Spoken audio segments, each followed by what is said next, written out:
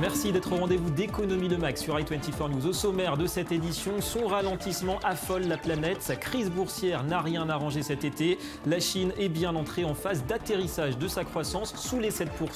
Peut-elle réussir son rééquilibrage? Un changement de modèle qui la rendrait moins dépendante de ses exportations. On en parle dans un instant avec aussi la visite au Royaume-Uni du président Xi Jinping.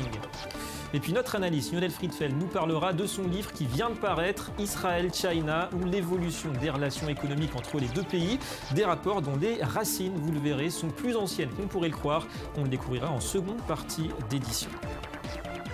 Voilà pour les titres. Soyez les bienvenus. Tour du monde avant tout cela de l'actu éco qui débute à Malte aujourd'hui où se tenait la réunion du Conseil des gouverneurs de la Banque centrale européenne. Son patron, Mario Draghi, a annoncé tout à l'heure que la politique monétaire de l'institution sera réexaminée lors de la prochaine réunion prévue en décembre. Pour l'heure, 60 milliards d'euros sont injectés chaque mois via des rachats de dettes pour tenter bien sûr de soutenir l'inflation et le crédit. Par ailleurs, la BCE maintient sans surprise inchangé son principal taux directeur à 0,05%. Son plus bas historique.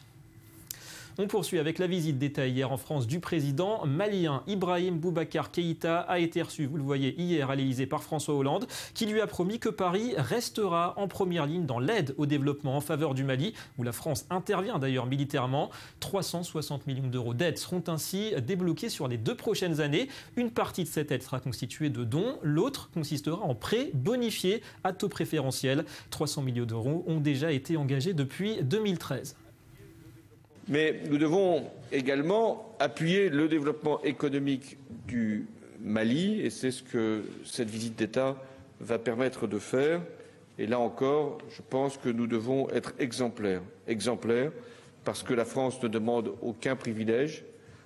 Elle demande simplement à ses entreprises d'être les meilleures pour pouvoir offrir des produits, des services, des investissements qui puissent être utiles au Mali. Et on se tourne vers le voisin du Mali. C'est au Sénégal que s'est ouverte hier à Dakar une grande conférence internationale consacrée à l'agriculture en Afrique. 400 participants, ministres, gouverneurs de banque centrale et autres opérateurs économiques sous l'égide de la Banque africaine de développement. Alors l'objectif est de pousser les États du continent vers des engagements forts pour promouvoir ce secteur essentiel. Un Africain sur 4 souffre de la faim et de malnutrition, malgré le fait que l'Afrique possède des 2 tiers des terres arables de la planète. Les importations de denrées alimentaires sur le continent s'élève chaque année à 35 milliards de dollars. Le président du Sénégal veut davantage de valorisation du potentiel agricole africain. On écoute Macky Sall. L'agriculture, c'est l'épine dorsale de l'Afrique. C'est un secteur qui procure environ le tiers du PIB du continent et emploie plus de 60% de la main-d'œuvre africaine. C'est dans l'agriculture que nous trouverons un des moyens les plus sûrs pour assurer notre propre sécurité alimentaire et générer une croissance porteuse d'emplois et de prospérité partagée.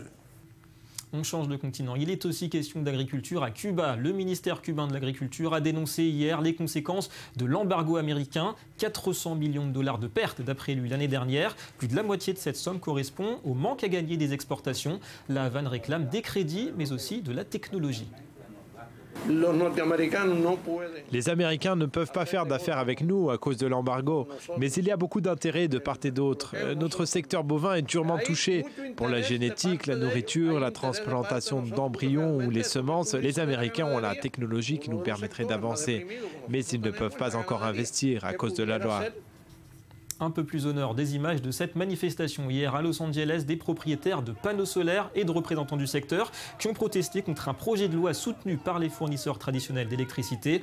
Un texte qui rendrait beaucoup moins profitable la revente d'électricité solaire, qui est un des principaux arguments commerciaux de cette énergie renouvelable. Pour les manifestants, les grands groupes les perçoivent désormais comme une menace pour leur monopole.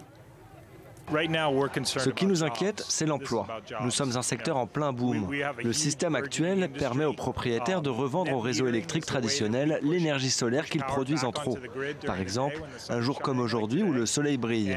Si cette loi passe, on ne pourra plus le faire. On ne sera plus payé pour les kilowatts reversés. C'est pour cela que nous sommes opposés à cette loi. Et puis toujours en Californie, cette fois à San Francisco, Jack Dorsey, le cofondateur de Twitter, tout juste confirmé à la tête du réseau social, a promis hier un nouveau départ pour son groupe. Twitter peine à convaincre investisseurs et développeurs d'applications. Et pour redresser le tir et attirer les investissements publicitaires, Jack Dorsey a promis une meilleure communication, notamment sur la feuille de route de Twitter. Il a aussi annoncé un partenariat avec JCDecaux. Nous voulons rétablir cette relation et nous assurer que nous apprenons, que nous sommes à l'écoute et que nous repartons de l'avant. Nous voulons garantir une excellente relation avec nos développeurs, une relation ouverte, honnête et transparente. Allez, des nouvelles des marchés financiers avec une semaine marquée par de nombreuses publications de résultats pour les grandes sociétés américaines, Coca-Cola, General Motors, IBM, eBay ou encore Verizon et Morgan Stanley. Il y a eu aussi les chiffres du PIB chinois en début de semaine. Malgré tout cela, pas de grands mouvements constatés sur les principales places. Bonjour Eric Lewin, que retenez-vous de ces derniers jours d'échange ? La semaine, oui David, a été extrêmement calme sur les places financières internationales avec très peu de variations. Il faut toutefois noter deux valeurs qui se sont distinguées. Tout d'abord, IBM avec encore une déception, le 14e trimestre consécutif de baisse des ventes et une action qui est quasiment à son plus bas niveau depuis 3 ans avec beaucoup d'interrogations sur le business model d'IBM. Et puis, autre valeur qui a fait parler d'elle, c'est bien sûr Ferrari avec une entrée en bourse très remarquée. Une hausse de l'action de 7% pour son premier jour de cotation et puis une capitalisation boursière de quasiment 10 milliards de dollars, c'est 4 fois son chiffre d'affaires. Il faut savoir également que la société ne vend que 7000 véhicules par an. Le luxe paye décidément en bourse puisqu'on est sur des valorisations quand même extrêmement élevées. Donc il faut retenir cette semaine IBM et surtout Ferrari. Ferrari valorisé presque autant que PSA, Peugeot, Citroën, qui vend pourtant 400 fois plus de véhicules par an. Ça donne à réfléchir. Merci Eric Lewin. On en vient à la visite d'État du président chinois au Royaume-Uni. Depuis mardi, Londres déroule le tapis rouge pour Xi Jinping. Le leader de la deuxième puissance économique mondiale n'est pas venu les mains vides. On parle d'un total de 60 milliards de dollars d'investissement, dont des projets stratégiques, une ligne de train à grande vitesse ou une centrale nucléaire. Une chose est sûre, Pékin, malgré son ralentissement, est aujourd'hui plus que jamais en position de force vis-à-vis de son partenaire. Johanna Citruc. Cela faisait 10 ans qu'un président chinois ne s'était pas rendu au Royaume-Uni. Mais en début de semaine, Xi Jinping est arrivé à Londres pour une visite de 4 jours. L'occasion de réchauffer les relations bilatérales entre les deux pays. Monsieur le Président, votre visite est un moment décisif en cette année très spéciale pour notre relation bilatérale. Je crois fermement qu'elle contribuera à mettre en lumière la sincérité et la chaleur de notre amitié et à renforcer les relations entre nos pays pour de longues années à venir. Au programme, dîner à Buckingham Palace, discours au Parlement britannique, mais aussi signature de contrats pour un montant proche de 40 milliards de livres, environ 60 milliards de dollars. Un tiers du montant concerne des hydrocarbures. Cette visite marque le début d'une nouvelle ère, l'âge d'or de la relation entre la Grande-Bretagne et la Chine. Une ère de liens économiques plus forts, de liens commerciaux plus importants, d'une meilleure relation entre nos peuples et d'un dialogue significatif sur des problèmes qui nous concernent tous les deux. Et parmi ces nombreux accords, une première pour Pékin. Un investissement dans un projet nucléaire occidental. La Chine s'est engagée à financer un tiers de la nouvelle centrale d'EDF au Royaume-Uni, soit 6 milliards de livres, un peu plus de 9 milliards de dollars. Elle devrait permettre la création de quelques 25 000 emplois. Lors de ma visite, nous avons atteint des résultats positifs. Le Premier ministre Cameron et moi allons assister à la signature de certains documents de coopération entre nos gouvernements et sur le plan des affaires. Il y a par exemple la construction de la centrale nucléaire de Hinkley avec la participation d'entreprises chinoises. Ce sera le projet phare de la coopération entre nos deux pays dans les prochaines années. Selon l'OCDE, depuis déjà 10 ans, le Royaume-Uni est la principale destination des investissements chinois. Une coopération renforcée qui devrait profiter à la fois à l'économie britannique, dont la reprise reste fragile, et à Pékin, qui voit sa croissance ralentir. Au troisième trimestre 2015, elle est tombée à 6,9%, son plus bas niveau depuis 2009. Un rythme qui reste relativement élevé, mais la tendance est bien à l'atterrissage. On retrouve à présent notre analyste financier. Bonjour Lionel Fritzfeld. Bonjour David. Et bienvenue à vous. Alors on va parler de la Chine, mais aujourd'hui vous êtes venu nous présenter votre ouvrage, on va le voir, Israel and China, de la route de la soie à l'autoroute de l'innovation. On traduit directement parce que c'est écrit en anglais, en attendant la version française. Alors un livre que vous avez coécrit avec Philippe Metoudi. Question simple d'abord, pourquoi avoir écrit ce livre et à qui s'adresse-t-il ? Alors, ce livre s'adresse surtout au public en général. Évidemment, on parle énormément d'économie, puisqu'aujourd'hui, les relations, on l'a bien vu, entre la Chine et le reste du monde sont basées sur l'économique, premièrement.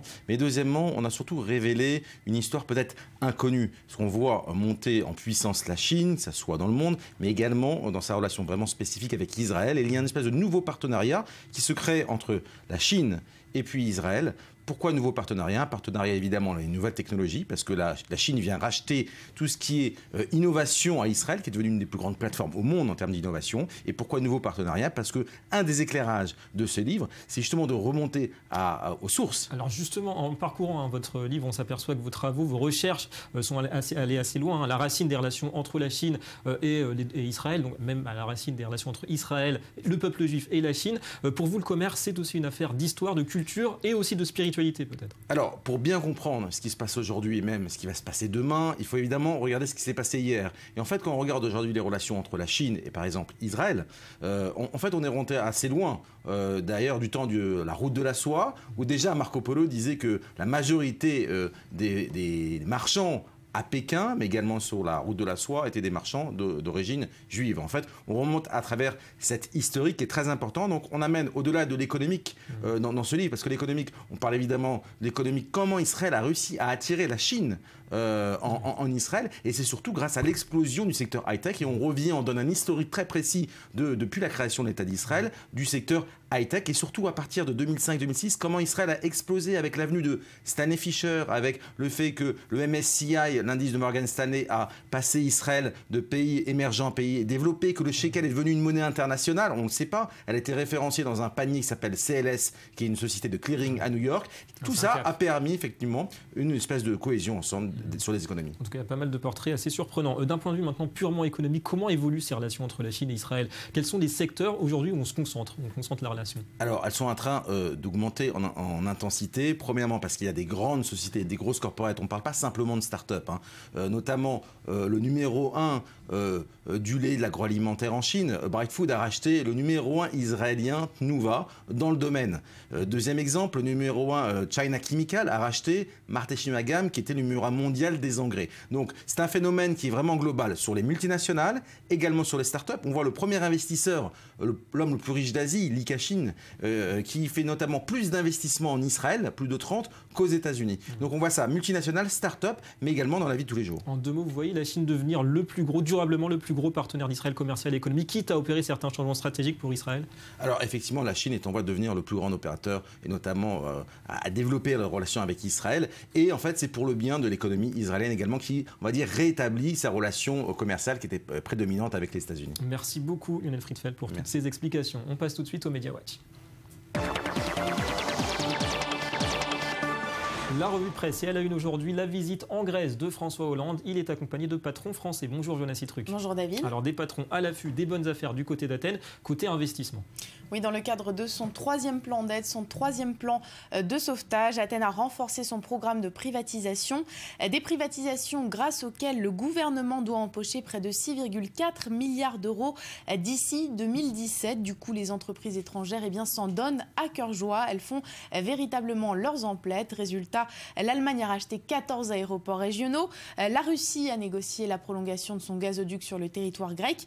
Et la Chine devrait mettre la main sur le port du Pirée. Alors que reste-t-il pour les entreprises françaises? Eh bien, pas d'inquiétude, puisque dans le catalogue des privatisations, il y a encore pas mal de choix, notamment des tronçons d'autoroutes, des fournisseurs d'électricité et de gaz, une part du capital des services d'eau d'Athènes ou encore l'opérateur télécom le plus répandu du pays. Bref, il y en a pour tous les goûts, même si les investisseurs auront sûrement tendance à se diriger vers l'innovation et l'énergie des secteurs porteurs de croissance. Ouais, ça ressemble à un pays à vendre et en solde. Et puis quelques mots aussi d'Amazon, Johanna, qui recrute près de 4000 saisonniers rien qu'en France. Oui, 3900 personnes très précisément. C'est 1400 de plus que l'année dernière. De quoi faire face à l'afflux des commandes pour les fêtes de Noël, puisque lors des journées les plus denses, bien plus d'1 million de colis peuvent être envoyés, envoyés aux personnes qui achètent sur Amazon, mais c'est pas grand-chose à côté des États-Unis. Là-bas, quelques 100 000 saisonniers vont être embauchés pour prêter main forte aux 90 000 salariés qui travaillent déjà à temps plein pour la compagnie. L'avantage de ce système, c'est que si l'expérience se passe bien, le contrat temporaire peut toujours être converti, transformé en contrat de longue durée. Voilà, de quoi motiver, peut-être. En tout cas, merci Johanna, à très bientôt. À bientôt. Voilà la fin de cette édition. Merci à vous d'avoir été avec nous. Économie Le Mag revient très vite sur i24 News. La suite de vos programmes et de l'info, c'est dans un instant. Restez avec nous.